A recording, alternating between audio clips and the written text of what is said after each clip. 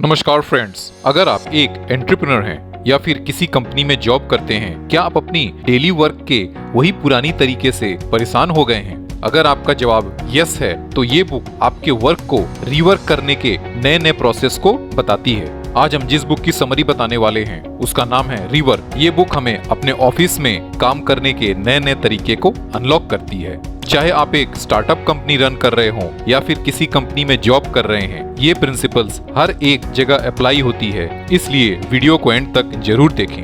अगर आप हमारे चैनल पर पहली बार आए हैं तो चैनल को सब्सक्राइब जरूर करें और बेल आइकन को प्रेस कर दें। हम अपने चैनल पर सेल्फ हेल्प टॉपिक के बुक समरीज और बायोग्राफी देते हैं। So let's start.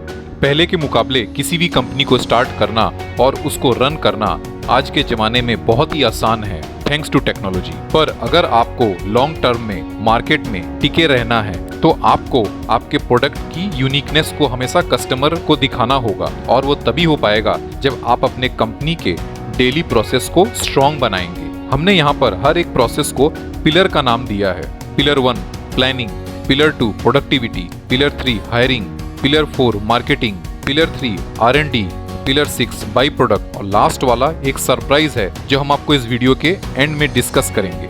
आइए हर एक को डिटेल में समझते हैं। इंस्टाग्राम के फाउंडर्स ने स्टार्टिंग में बर्बन नाम से कंपनी लॉन्च की थी, जिसमें आप जाकर आसपास के इवेंट्स को चेक इन कर सकते थे, गेम्स खेल सकते थे और फोटो शेयरिंग कर सकते थे। लेकिन धीरे धीरे फाउंडर्स ने जब यूजर के बिहेवियर को स्टडी किया तो पाया कि मैक्सिमम लोग सिर्फ फोटो शेयरिंग फीचर ही यूज करते हैं। सो फाइनली उन्होंने सारे फीचर्स को बंद करके सिर्फ फोटो शेयरिंग वाले फीचर्स को ही रखा और उसका नाम इंस्टाग्राम हो गया। स्पॉटिफाई स्टार्टिंग में सिर्फ एक म्यूजिक स्ट्रीमिंग प्लेटफॉर्म था, पर धीरे धीरे उन्होंने कस्टमर के बिहेवियर को एनालाइज किया और अपने बिजनेस मॉडल को चेंज करके उसमें न्यू सर्विस जैसे पॉडकास्ट, वीडियो स्ट्रीमिंग भी ऐड की। अगर हम इन कंपनियों के एग्जाम्पल को डिटेल में एनालाइज करेंगे तो पाएंगे कि इन सब ने अपने स्टार्टिंग में जो प्लान करके कंपनी को बिल्ड किया था वो उसी पर स्टिक नहीं रहे, बल्कि धीरे धीरे कस्टमर बिहेवियर को एनालाइज किया, रियल टाइम मार्केट से फीडबैक लिया और अपने आप को ट्रांसफॉर्म करते रहे।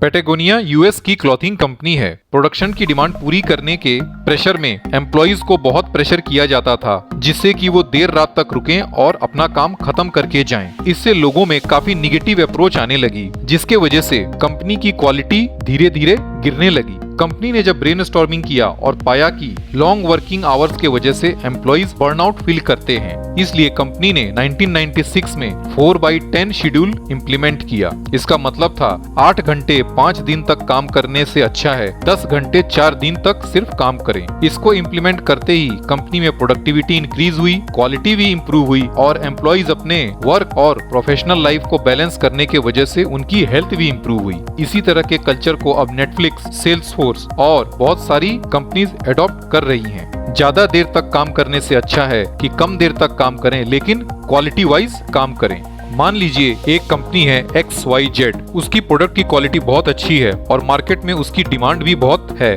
पर कुछ समय के बाद उनकी सेल गिरने लगती है। XYZ कंपनी ने जब एनालिसिस किया और पाया कि मिस कम्युनिकेशन और मिसअंडरस्टैंडिंग के वजह से कस्टमर का भरोसा उनसे हटते जा रहा है। फिर उन्होंने कुछ नए स्टाफ की ज्वाइनिंग की, जिनके पास टेक्निकल नॉलेज के साथ साथ राइटिंग स्किल्स भी था। धीरे धीरे जो भी मिस कम्युनिकेशन और मिसअंडरस्टैंडिंग उनकी कंपनी और कस्टमर्स में था वो खत्म होने लगा और वो फाइनली मार्केट में फिर से लीडर बन गए। जब भी हम किसी एम्प्लॉय को हायर करते हैं तो हम उसके अंदर उस वर्क की टेक्निकल क्वालिटीज को चेक करते हैं, पर राइटर यहाँ पर एम्फेसाइज करते हैं कि हमें उसके अंदर क्रिएटिव क्वालिटीज, राइटिंग एबिलिटीज भी हो, क्योंकि क्रिएटिव राइटिंग के बहुत फायदे होते हैं, जैसे क्लियर कम्युनिकेशन। अच्छी राइटिंग स्किल्स के थ्रू हम अपने थॉट्स, आइडियाज और इंफॉर्मेशन को बहुत इफेक्टिवली हर एक एम्प्लॉइज के पास कम्युनिकेट कर सकते हैं। अकाउंट्स एक डिपार्टमेंट होता है, प्रोडक्शन या परचेज भी डिपार्टमेंट होता है, पर मार्केटिंग को एक डिपार्टमेंट तक सीमित नहीं रहना चाहिए। ये एक ऐसी स्किल है जो हर एम्प्लॉय को आनी चाहिए। हम कहते हैं कि बच्चे हमारे नकल करते हैं, हम जैसा बिहेवियर और हैबिट रखते हैं वो वैसा ही सीखते हैं। इसी कम्युनिकेशन को हम मार्केटिंग से रिलेट कर सकते हैं। हम जिस भी कंपनी में काम करते हैं हम उसके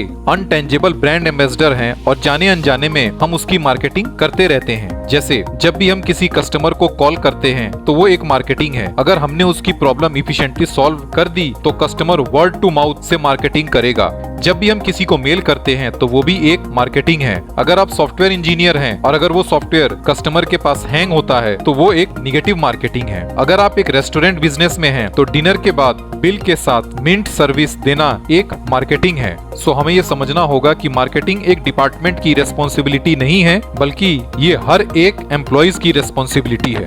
कोई भी ग्रेट काम तभी हो सकता है जब आप उस काम में प्राउड महसूस करेंगे, और उस काम में आप प्राउड तभी महसूस करेंगे जब वो आप काम दूसरे के लिए नहीं बल्कि खुद के लिए करेंगे। इसलिए हम जो भी काम करते हैं उसमें हमें थोड़ी थोड़ी क्रिएटिविटी ऐड करते रहना चाहिए। ड्रज रिपोर्ट एक सिंपल वेबसाइट है जिसको 1995 में स्टार्ट किया था। वो उस वक्त ट्रेंडिंग और ब्रेकिंग न्यूज को अपने ब्लॉग में लिखते थे कि पॉपुलैरिटी इतनी ज्यादा हो गई कि बहुत सारे मीडिया हाउसेस भी उनको फॉलो करने लगे और बाद में उनकी टीम भी काफी बड़ी हो गई। जैसे जैसे आपका विजन और आपकी क्रिएटिविटी लोगों को क्लियर होगी वैसे वैसे वो आपके साथ जुड़ते चले जाएंगे और उसके बदली जो रिजल्ट आएगा उसकी डेंसिटी इतनी ज्यादा होगी कि वो यूनिवर्स में टेंट कर देगा। बड़े इम्पैक्ट तभी हो सकते हैं जब आप अपने पैशन के साथ साथ क्रिएटिविटी, परसिस्टेंसी और बर्निंग डिजायर्स के साथ काम करेंगे। आज वही कंपनी सक्सेसफुल है जो अपने R&D में सबसे ज्यादा एफर्ट लगाती है।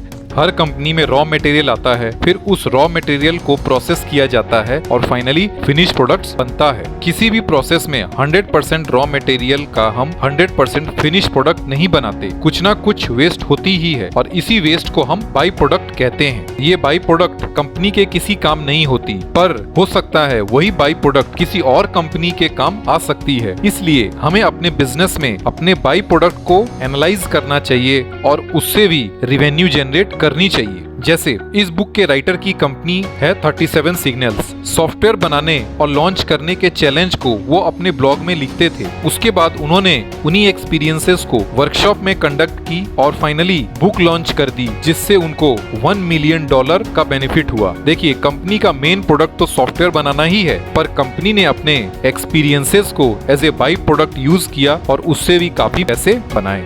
रॉक बैंड विल्को का काम म्यूजिक बनाना था। एक बार उनको आइडिया आया कि क्यों ना म्यूजिक बनाने से लेकर लॉन्च करने तक के प्रोसेस को रिकॉर्ड करें और पब्लिक को दिखाएं। फिर उन्होंने एक डॉक्यूमेंट्री बनाई जिसका नाम है I am trying to break your heart, जिसमें उन्होंने अपने सारे चैलेंजेस को दिखाया और फाइनली इसके वजह से उससे उन्होंने काफी पैसे भी कमाए और आजकल हम इसी को ब्लूपर्स कहते हैं। फोर्ड कंपनी का मेन काम था ऑटोमोबाइल बनाना, पर हेनरी फोर्ड जब मॉडल टी बना रहे थे तब उन्होंने वुडन स्क्रैप से चारकोल बनाना भी सीख लिया। उसके बाद उन्होंने चारकोल की फैक्ट्री लगा दी, जिसके बाद उस चारकोल फैक्ट्री से भी उनको बहुत रिवेन्यू जनरेट हुआ। इसलिए हम जो भी काम करते हैं उसमें बाई प्रोडक्ट तो होगा ही। सक्सेस उसी को कहते हैं जो अपने बाई प्रोडक्ट से भी पैसा कमा ले। अभी तक हमने 6 पिलर्स जो भी देखे हैं वो पिलर्स तभी स्ट्रॉन्ग रह सकते हैं अगर उनका फाउंडेशन स्ट्रॉन्ग हो, और फाउंडेशन तभी स्ट्रॉन्ग होगा जब हम अपने प्रोसेस में कंटिन्यूअस इंप्रूवमेंट करते रहेंगे। गॉर्डन रमसे जो कि वर्ल्ड के टॉप शेफ हैं, स्टार्टिंग में उनके रेस्टोरेंट में बहुत सारे फूड ऑप्शंस थे। उन्हें लगता था कि कस्टमर के पास जितना ऑप्शन होगा वो उतना ज्यादा पसंद करेंगे, पर इसके वजह से उनको बहुत सारी इन्वेंट्रीज स्टोर करनी पड़ती थी, जिससे वेस्टेज भी बहुत ज्यादा होता था। गॉर्डन ने अपने मेन्यू से 30 आइटम से रिड्यूस करके फाइनली 10 आइटम्स को रखने का डिसीजन लिया और इससे उनके वेस्टेज भी रिड्यूस हो गए। वो कस्टमर को भी अच्छी क्वालिटी सर्व कर पाते थे। इसलिए हमें अपने प्रोसेस को टाइम टू टाइम रीलुक करते रहना चाहिए, जिससे कि हम उसमें वेस्टेज को रिड्यूस कर सके।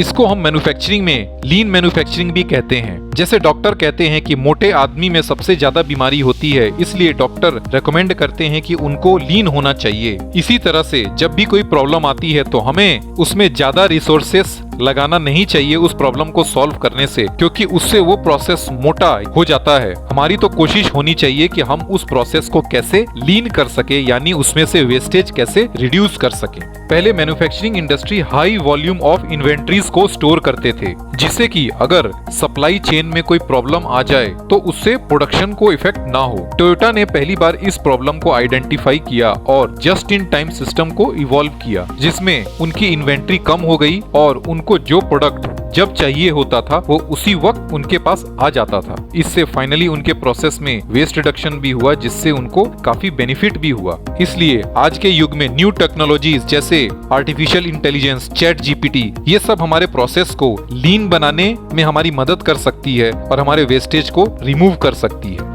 Recap pillar 1, planning. जब हम किसी कंपनी या प्रोसेस की स्टार्टिंग करते हैं तो हमें बहुत ज्यादा टाइम सिर्फ प्लानिंग में ही वेस्ट नहीं करनी चाहिए, क्योंकि फ्यूचर इज अनप्रिडिक्टेबल। हमें फ्लेक्सिबल होना चाहिए और टाइम टू टाइम अपने प्लान को रियल टाइम फीडबैक से चेंज करना चाहिए। Pillar 2, productivity. हमारा फोकस लॉन्ग वर्किंग आवर्स के बदली फोकस्ड वर्किंग आवर्स के तरफ होना चाहिए। Pillar 3, hiring. हमें उस एम्प्लॉय को हायर करनी चाहिए जिसके पास टेक्निकल स्किल्स के साथ साथ क्रिएटिव राइटिंग की स्किल्स भी हो। Pillar 4, marketing. मार्केटिंग एक डिपार्टमेंट की रेस्पॉन्सिबिलिटी नहीं है, ये हर एक एम्प्लॉय की रेस्पॉन्सिबिलिटी है। Pillar 5, creativity. हमें अपने प्रोसेस में हमेशा रीलुक करके क्रिएटिविटी करते रहनी चाहिए, तभी हम लॉन्ग टर्म में सस्टेन कर पाएंगे। Pillar 6, by product. हम डेली जो भी काम करते हैं उस सब में बाई प्रोडक्ट तो निकलता ही है, हमें उस बाई प्रोडक्ट को मोनेटाइज करने के नए नए तरीके ढूंढने चाहिए। फाइनली जो हमारा फाउंडेशन है, कॉन्टिन्यूअस इंप्रूवमेंट। ऊपर के सारे पिलर्स गिर जाएंगे अगर हम अपने प्रोसेस या प्रोडक्ट में कॉन्टिन्यूअस इंप्रूवमेंट नहीं रखेंगे। ये तभी हो पाएगा जब हम अपने प्रोडक्ट को लीन बनाएंगे और उसमें से वेस्टेज रिडक्शन करते रहेंगे। आपको हमारी कोशिश कैसी लगी कमेंट करें। वीडियो पसंद आया तो लाइक और शेयर जरूर करें। Thanks for patience.